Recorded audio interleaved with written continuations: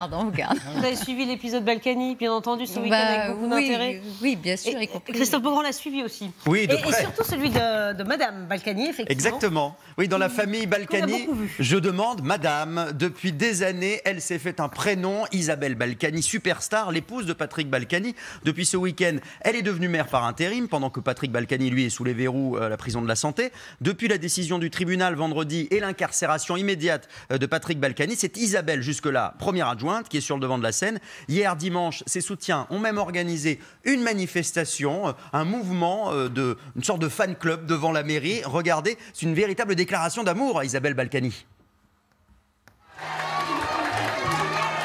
Voilà, des centaines de personnes, des Isabelle je t'aime qui fusent. Je croyais que c'était la chanson à la sortie. Là, j'ai rajouté la chanson. Oui. Vous m'avez que regardé. Madame Balkany, bon courage, on est avec vous. Isabelle, je t'aime. Et alors sur le marché, c'est vrai que le couple avait l'habitude de venir tous les week-ends, tous les dimanches, c'est une habitude. Là, elle est venue pour représenter son mari, évidemment. Et je peux vous dire qu'elle a eu beaucoup de bisous, une vraie collection. Bisous, bisous, gentil bisounours, un petit bisou, y a rien de plus fou. Bisous, bisous, gentil bisounours, un gros bisou, y a rien de plus fou. J'avoue que le dernier était très long. Ce qui est frappant, en fait, c'est la différence entre ce qu'on peut lire sur les réseaux sociaux, où les messages sont très moqueurs et parfois même extrêmement cruels et violents vis-à-vis de l'incarcération de Patrick Balkany, et le microclimat à Levallois. On a l'impression qu'Isabelle Balkany, c'est carrément Mère Teresa. Ce qui est sûr, c'est que l'idée, c'était de montrer aux caméras que le couple était soutenu. On l'a pu le voir. Elle a lancé l'offensive médiatique, quoi. Ah, clairement, oui. Et puis ça a commencé effectivement dès vendredi, dès la condamnation. Elle est intervenue sur toutes les chaînes, Isabelle Balkany, LCI bien sûr, mais aussi BFM, CNews, TF1, France 2, M6.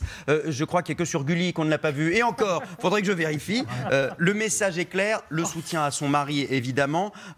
Cette première interview, c'était l'émotion, la colère contre une décision de justice qu'elle juge disproportionnée. Et ce week-end, c'était la contre-attaque, l'image du soutien de la population. Alors le problème, c'est que dans l'image, il peut toujours y avoir des petits bugs. Regardez au moment où on lui a proposé de déjeuner sur le marché et elle se retrouve face à un homard, plus précisément une langouste royale.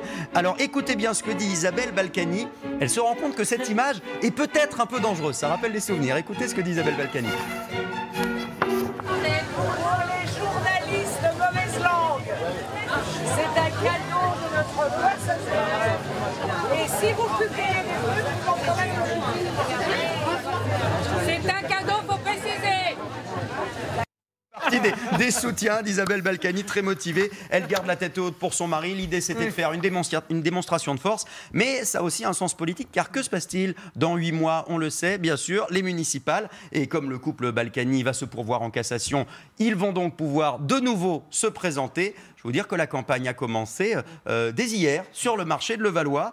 Et pour le coup, est-ce que les Levalloisiens aiment toujours Isabelle Balkany? La chanson le disait en tout cas. Hein. Oui, bah, écoutez, les Isabelle, c'est les Poppies. Ah, ça, je cherchais les Poppies. Voilà. Pas tout jeune, hein. Non, mais on aime.